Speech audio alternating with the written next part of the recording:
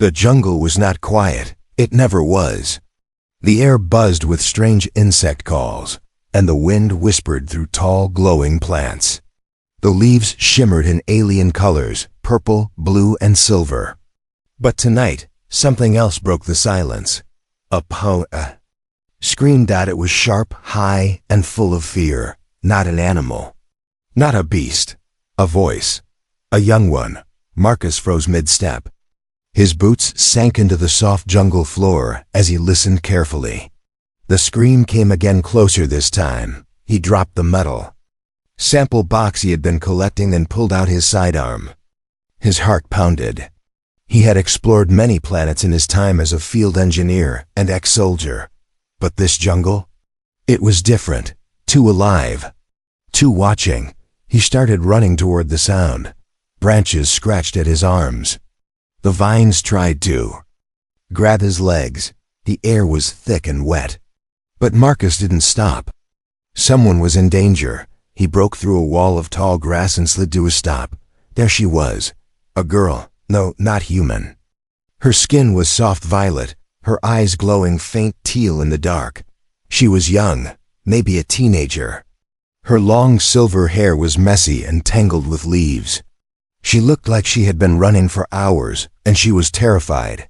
Then Marcus saw why.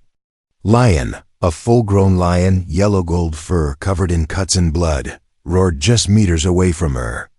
Its eyes were wild, mad, and its fangs glistened in the jungle light. It was out of place, completely wrong. This was an alien world. There were no lions here, except this one. Without thinking, Marcus charged forward.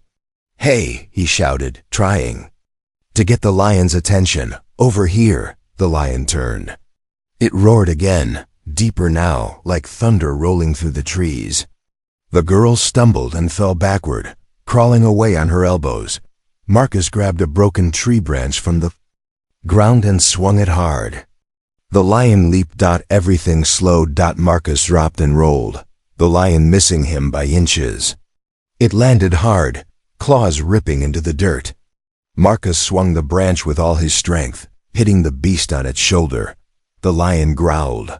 Furious. Marcus moved between it and the alien girl. "Run!" He shouted back at her, but she didn't run. She stayed on the ground, frozen, hugging her knees, eyes wide in shock. The lion attacked again. Marcus fired his sidearm. The first shot missed. The second hit. A burst of heat and noise filled the air. The lion roared, this time in pain, and ran off into the trees, limping and snarling. Silence. Marcus breathed hard, hands shaking. He turned to the girl. She was still there, staring at him. He walked toward her slowly, careful not to scare her more. "Are you hurt?" he asked softly. She didn't reply. He knelt beside her. Her body trembled. Her lips moved, but no words came out. Her eyes looked at him, full of fear, confusion, and something else, hope. Marcus took off his backpack and pulled out a water pack. He offered it to her. She didn't take it at first. Then, slowly, she reached out with shaking fingers and grabbed it. She sipped, then coughed, then sipped again. Her breath began to slow. Marcus sat down next to her, not too close. "I'm not going to hurt you," he said, keeping his voice calm. "You're safe now." Still no reply. He glanced back toward the jungle. The lion was gone for now. But it could return. And that meant they couldn't stay here. "Let's get out of this place," he said, standing up and offering her his hand. She looked at it for a long time. Then, slowly she took it. Her skin was cool and soft, like flower petals after rain. He helped her up. She limped slightly, her legs weak. "Can you walk?" he asked. She nodded. Together, they moved through the thick jungle. Marcus kept his sidearm ready. The girl stayed close, never letting go of his hand. They didn't speak, but something had changed. In that moment, when he stood between her and death, he became more than a stranger to her. He became her only hope. The jungle was still, but Marcus didn't relax. He kept looking over his shoulder as he led. The alien girl through the thick vines and glowing trees. His mind was racing. That lion wasn't just a surprise, it was impossible. Earth lions couldn't survive on alien worlds like this, not unless they were brought here. But by who? The girl walked beside him, quiet and cautious. Her grip on his hand had tightened since the attack, as if letting go might bring the lion back. Marcus didn't mind. At least she wasn't running away. They found a small clearing under a large rock formation. A few giant leaves made a decent roof above them, and strange purple moss covered the ground. It wasn't much, but it was shelter. Marcus helped her sit down and then knelt beside her. "Are you okay?" he asked softly. She nodded slowly but didn't speak. Marcus sighed. "Still no words, huh?" She looked at him. Her glowing teal eyes were full of emotion, too much for someone so young. Marcus could see the pain there, the fear, and something deeper. A sadness that didn't belong in a child's eyes. He reached into his pack and pulled out a protein bar. She hesitated, but hunger won. She took it, biting slowly, watching him with every move. Marcus sat across from her and spoke again. "That lion, it's not supposed to be here," he said, more to himself than her. "This is an alien planet." And that was a pure Earth lion. The girl tilted her head slightly, as if listening closely. Marcus continued. "I've only seen lions like that in Earth's nature zones. You don't just find them walking around on planets like Xerath 4. Someone brought it here and let it loose." She blinked, then slowly pulled something from around her neck. It was a small metal pendant, worn, dirty, and cracked. But on the back was an Earth symbol. A warning tag. Marcus froze. He reached out. "Can I see that?" She hesitated, then handed it over. Marcus looked closely. The tag had a faded barcode. Below it, 2 words were still visible. Specimen 17B. His heart sank. Specimen? The lion wasn't just here by mistake. It had been released on purpose. Used as a weapon. A test. He looked at the girl again. "Did they send it after you?" She didn't reply, but her eyes turned away. That was answer enough. Marcus gritted his teeth. "You're not just some lost kid, are you?" She curled her knees to her chest. "I don't know who you are," Marcus said gently, "but I know one thing. You don't deserve this."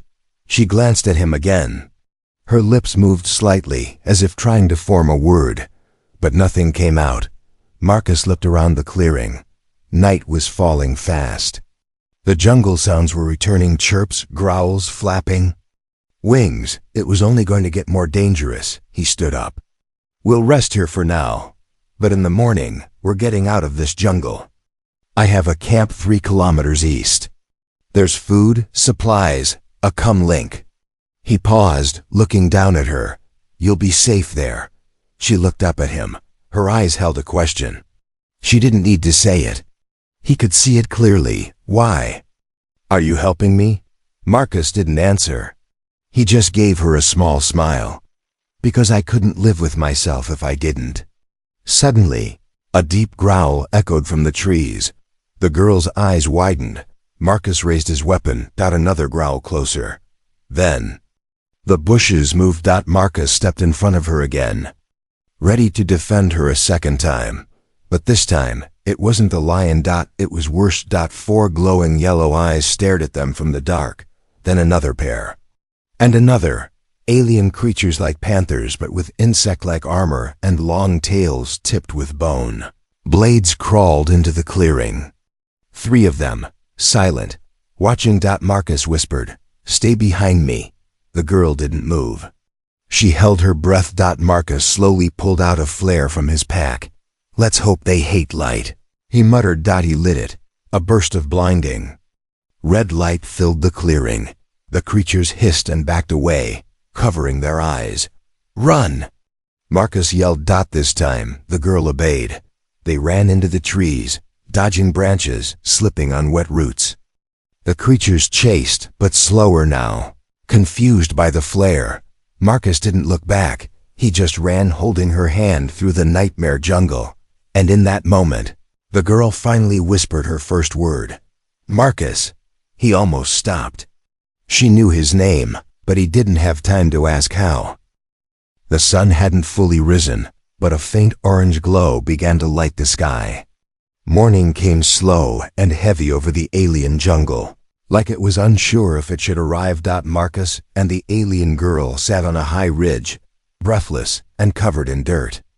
They had run all night escaping the lion, the panther-like beasts, and whatever else lurked in that cursed jungle. Marcus had made a fire with the last of his dry kindling. The smoke rose in lazy swirls, keeping the bugs away for now. He glanced at the girl. Her eyes were half closed, body swaying from exhaustion. But she was awake, and she had spoken just one word. His name. Marcus looked at her again. How do? You know my name? He asked gently. She didn't answer. Instead, she stared into the fire, hands wrapped tightly around her legs. Marcus reached into his pouch and handed her another protein bar. She took it without speaking. He leaned back, staring at the glowing sky above the treetops. I guess you've been watching me, huh? Maybe longer than I knew. Still no answer. Marcus sighed. You don't have to talk if you're not ready. But I need to know who you are. She looked at him slowly. Her mouth opened, but then closed. Words sat behind her lips like birds afraid to fly. Marcus softened his voice. Are you from one of the nearby colonies? Or maybe one of the bioclone tribes? She shook her head. He frowned. You don't belong to any group? No response. Marcus stood and walked a few feet away, thinking. He felt like he was trying to solve a puzzle with missing pieces. The lion, the earth tag, the mutated jungle beasts. And this girl, something connected them all. He turned back to her. Were you part of an experiment? Her fingers twitched. Then slowly, she nodded. That was it. Everything made sense now. She wasn't just lost, she had escaped. Marcus sat beside her again. You were never supposed to be free, were you? Her body trembled slightly. Her head dropped lower. He didn't ask more questions. Not now, not when she was still trying to feel safe. Instead, he spoke gently. My camp's not far. It's protected. Has sensors and a link. I'll take you there. You'll rest. We'll figure out what to do next. She looked at him. A question in her eyes. Will they come for me? Marcus paused. He didn't want to lie. Maybe, he said softly. But if they do, they'll have to get through me first. For a second, her lips trembled like she might cry, but no tears came. Just a nod. A silent, brave nod. Marcus started packing up, but something strange happened next. She stood and walked toward a nearby tree. Then she bent down and cleared a patch of moss. Underneath was dirt. With her finger, she began drawing shapes. Marcus watched silently. First, she drew a cage. Then, a symbol of her people. He recognized it from alien tribal flags. Next, she drew what looked like scientists, observing her. And finally, the lion, her finger pressed harder into the ground as she drew the lion's claws. Her hands trembled. Then she stopped. Marcus walked closer. That was your life, wasn't it? He said, voice low. They kept you in a cage and released you to die. She turned and nodded once slowly. His stomach twisted in anger. How could anyone do this to a child? Even a non-human one? He crouched beside her. You're not a test subject anymore. You're not their property. You're free now. She looked up at him, eyes wide. He said again, firmer this time, you are free. Then something unexpected happened. She reached into the small pouch on her hip and pulled out a broken, round object. It was small like a button or lens. She held it toward him. Marcus took it. It was cracked, but he could still see what it was. A tracking chip, broken, removed by her. Marcus smiled. You're braver than most soldiers I've known. The girl looked at him again. Her lips moved. Then, slowly she whispered, Kira, Marcus blinked. Is that your name? She nodded. He smiled. Nice to meet you, Kira. It wasn't much, but it was a beginning. The jungle was quiet, but not in a good way. Marcus knew that kind of silence. It wasn't peace. It was the quiet that came right before something terrible happened. Birds had stopped calling. Insects had stopped buzzing. Even the wind had gone still. Kira felt it too. She gripped Marcus's arm tightly as they walked beneath the towering alien trees. Their leaves shimmered in strange colors, purple on one side, silver on the other. Above, thick branches twisted together like a living roof, hiding the sky. Marcus raised his hand, signaling her to stop. They crouched low behind a mossy rock. He scanned the treetops. Nothing moved, but something was watching. Kira, he whispered. Do you remember the creatures that chased us last night? She nodded. I think they're back. Her face grew pale. Marcus slowly unhooked a sensor drone from his belt. It was small, barely bigger than a coin. He pressed a button and tossed it gently into the air. The drone floated up and scanned the jungle. After a few seconds, it blinked red. Warning. Life forms detected. Multiple. Above. Marcus's jaw tightened. They're in the trees, he muttered. At least 3. Maybe more. Kira looked up slowly, and then she saw them. Dark shapes moved silently through the branches. Their skin was black and glossy, like beetle shells. Their tails curled around the branches, and their glowing yellow eyes locked on the 2 below. They were waiting. Hunters. Marcus grabbed Kira's hand. We can't run. They'll just chase us again. We fight or we trap them. Kira looked confused. He nodded. I've got a plan. But I'll need your help. Her eyes showed fear, but also something else. Trust. They moved quickly, staying low. Marcus searched for the right spot and found it.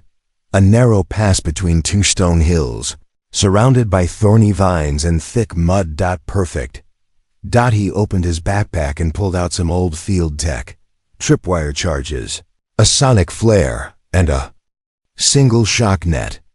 It wasn't much, but it would have to do. Kira, I need you to help me place these, he said, showing her the tripwire. She nodded and moved without hesitation. She might have been scared, but she wasn't weak. Her hands were steady, her eyes sharp.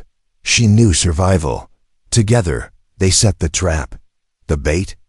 A pile of glowing mushrooms, bright and loud-smelling. Marcus smeared his own shirt with the sap and placed it in the middle. Then they hid behind a rock wall and waited. Minutes passed. Then rustling. Marcus held his breath. One of the predators leapt down. Its claws sank into the muddy ground. It sniffed the air drawn by the scent.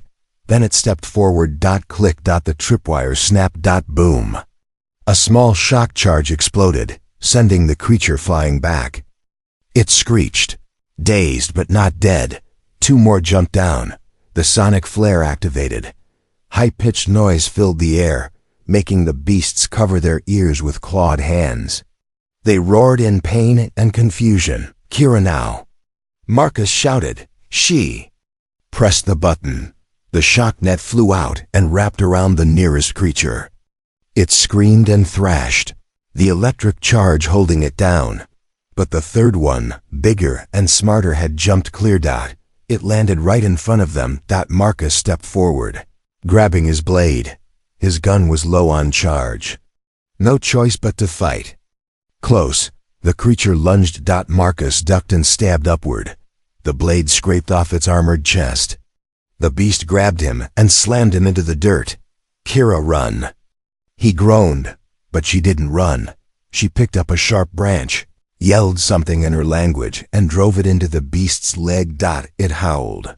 Marcus grabbed a nearby stone and smashed it into the side of its head, again and again.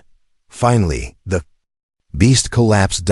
Marcus sat back, chest heaving. Kira dropped the branch and stared at him, covered in sweat and dirt. You okay? She asked in a quiet, broken voice. He smiled, surprised. You spoke again. She gave a tiny nod. You saved me. Again. Marcus looked at the mess around them. The jungle predators were down 2 unconscious, 1 dead. He looked at Kira. No, he said. You saved me this time. She smiled for the first time. It was small but real. The jungle behind them groaned. A low rumble, like something far worse was waking up. Marcus helped her up. Let's move before the next nightmare shows up. Kira didn't hesitate. This time, they didn't just walk together. They walked side by side like a team. The air was heavy. Marcus and Kira moved through thick vines and tangled roots, their clothes torn, their skin scratched and bruised. The jungle had become quieter again, but it was not the peaceful kind. It was the silence of eyes watching from shadows. Kira held Marcus's hand tighter than before. Her face was dirty, her hair a mess, but her eyes were sharp. They weren't just running anymore. They were surviving. Marcus checked his tracker. His camp was less than 2 kilometers away, just beyond a steep ridge. We're close, he whispered. You'll be safe once we get there. Kira looked up at him, uncertain. Will they come for me? Marcus didn't answer right away. He knew what was coming. The ones who sent that lion. The ones who raised those jungle predators. Whoever they were, they didn't want Kira to escape. They would come. And when they did, they wouldn't care that she was just a girl. They reached the ridge. Marcus helped her climb. Once at the top, she gasped. Below, in a small clearing, stood his camp. Hidden by giant leaves and rocky walls, it had metal walls, signal dishes, solar panels, and a tall scanner tower blinking red dot. It looked like safety. But it wasn't anymore, because they weren't alone. 3 figures in black armor stood outside. The camp, alien soldiers. Not tribal, high-tech. Their weapons were sleek and glowing. One of them was scanning the camp while the others searched the trees. Marcus pulled Kira back down behind the ridge. They're here, he said quietly. They found you. Kira's hands shook. Her eyes filled with panic. Marcus placed both hands on her shoulders. Listen to me, I'll distract them. You circle around the back, get inside the camp, and lock the door. No, she whispered sharply. Too dangerous. He smiled. I've done worse. She shook her head. You'll die. Maybe, he said, but you won't. Before she could argue, he was already on the move. Marcus slid down the ridge, staying low. He tossed a small sonic rock to the left. When it clicked, one of the soldiers turned and followed the sound. Marcus moved fast. He stepped out from behind a tree, right into the open. Hey! He shouted, looking for someone? The remaining 2 soldiers turned instantly, weapons raised. Marcus dropped to his knees with his hands up. It's just me. The girl didn't make it. One soldier walked forward, scanning him with a red beam. No record found. The soldier said in a mechanical voice. I'm not from your system, Marcus replied. I crashed here weeks ago. The soldier nodded. Leave now. You are not needed. Marcus's hand twitched near his belt. I'm afraid I can't do that, he said softly. Then he moved. Fast. He rolled to the side, pulled out his EMP dart, and fired. It hit one soldier straight in the chest. His armor sparked and powered down. He fell hard. The second soldier fired, just missing Marcus's shoulder. Marcus dove behind a crate. A burst of plasma hit the dirt beside him. Suddenly, a new voice echoed from behind them. Stop. Kira. She stood on the ridge with her arms up, holding a bright flare from Marcus's pack. The third soldier, returning from the woods, turned toward her. Marcus shouted, Now! Kira threw the flare. It landed between the soldiers and exploded. With a flash of blinding white light, the soldiers stumbled. Marcus jumped out, tackled the closest one, and slammed his head into the metal crate. The last one tried to aim, but Kira had already entered the camp. She pressed the lockdown button. The camp's turrets activated, spinning and targeting. Defense mode online, the system said. Red lasers fired at the soldiers, forcing them Back, one by one, they ran disoriented, defeated. Marcus up to his knees. Breathing hard, Kira rushed to him, eyes wide. You okay? She asked. He looked at her, smiling. I should be asking you that. You stood alone, she whispered. Why? Marcus looked at her. Because sometimes, one human is enough. She stared at him like she had never seen anything. Like him before. Like he was something rare, something real. Something worth trusting. Asterisk. Marcus sat beside the fire inside the camp, wrapping a cloth around the cut on his arm. The room was quiet now, except for the soft hum of the camp's defense system outside. The attack had passed. For now they were safe. Kira sat across from him, silent as always, but something had changed in her eyes. The fear was still there, but behind it was something else. Now determination. She had seen Marcus fight, stand alone, risk everything. Not because he had to, but because he chose to. She had never seen anyone do that before. Marcus looked up at her and spoke gently. You saved me again out there. That flare, you were brave. Kira didn't answer, but her eyes softened. He poured water into a small cup and handed it to her. She took it quietly and drank. After a long pause, Marcus leaned forward, his voice low. Kira, I know you're still scared, but I need to know who you really are. If they're hunting you, I have to understand why. She stared at the cup in her hands, lips pressed tight. Marcus waited patiently. Then slowly, she reached into the small pouch at her side and pulled out a thin crystal chip. It looked fragile, glowing faintly with blue light. She handed it to him. Marcus turned it over in his fingers. What is this? Kira finally spoke. My memory. Marcus looked at her, surprised. You kept it? She nodded. I took it before I escaped. It holds what they did to me. Marcus placed the chip into his scanner and watched as images flickered on the small screen. What he saw made his stomach turn. Kira as a child, locked in a lab. Alien scientists, cold and expressionless, ran tests on her. Injected her with things. Studied her responses. Watched her cry. Watched her scream. Watched her fall silent. Then came the worst part. Video logs of jungle beasts, earth creatures like lions, tigers, and wolves being dropped into cages with other children like her. Some never came out. Then, Marcus saw something shocking. One of the scientists was human. Not alien.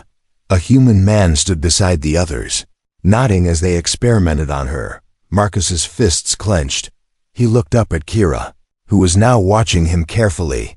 You were part of a hybrid program, he said. Quietly, they wanted to create someone who could survive any jungle. A scout, a tracker, a living experiment. Kira's voice was small. I was born in the lab. They called me a Phase 3 creature, not a person. Marcus looked at her with quiet anger. You're more human than those monsters ever were. Kira swallowed hard. I escaped when they sent the lion. They wanted to see if I would fight or die. I ran. I removed the tracker. I hid. She looked down. They said no one would help me.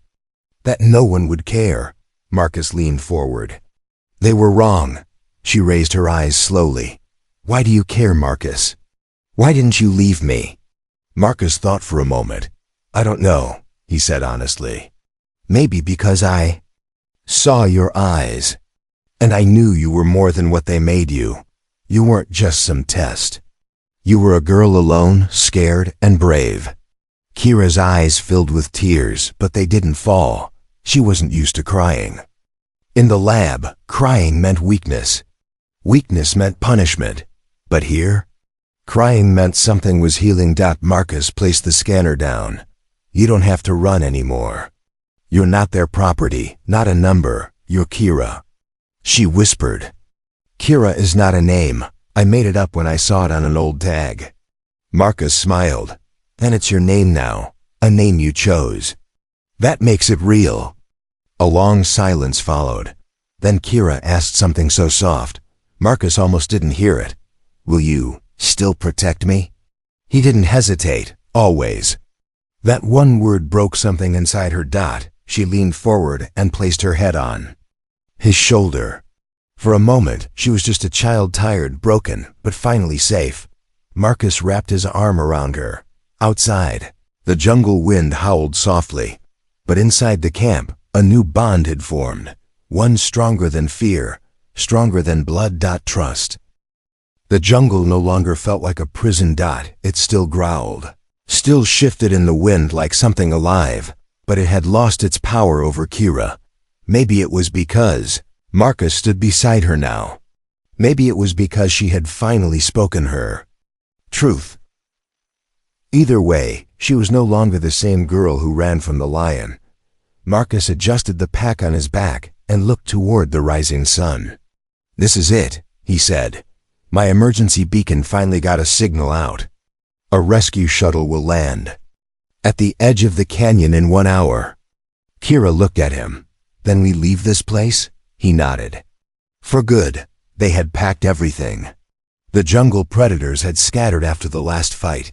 The soldiers had gone silent. But both of them knew it wasn't over. Not completely. Whoever had created her, they wouldn't let her go so easily. As they made their way down the final jungle path, Marcus moved carefully, scanning for motion. Kira walked beside him, her steps more confident now. She held a small stun blaster he had given her. She wasn't just running anymore. She was ready to fight if needed. They reached the wide canyon just before the hour mark. The sky above shimmered as a distant light approached. The rescue shuttle. Kira stared at it, eyes wide with wonder. It was sleek and silver, unlike the harsh metal cages she once knew. It looked like freedom, but as it drew closer, Marcus's comlink beeped. Unregistered ship detected near canyon perimeter, said a robotic voice. Warning, unauthorized vessel approaching. Marcus cursed under his breath. They're here. A dark shape broke through the clouds. Another shuttle, black, sharp, and quiet, descended fast. It wasn't here to help. It was here to take her back. No. Kira whispered. 3 more. Soldiers in black armor dropped from the enemy ship. This time, their weapons were bigger. Faster. Marcus stepped in front of her. Get to the shuttle. I'll hold them off. Kira shook her head. I'm not leaving you. You have to. He shouted, firing a warning shot toward the enemy soldiers. They'll keep coming for you unless someone stops them. Kira froze. She looked at him, truly looked, and saw a man ready to die for her. No, she said, voice firm. We fight together. Marcus almost smiled. The soldiers opened fire. The jungle erupted. Marcus and Kira ran for cover behind the rocks. Marcus returned fire while Kira activated the small defense beacon he had given her. Energy pulses flew past them. Marcus took out one soldier with a direct hit. The second came closer, but Kira raised her stun blaster and fired. It hit the soldier in the chest, sending him crashing into the dirt. The last soldier raised his gun and aimed for Marcus, but Kira jumped between them.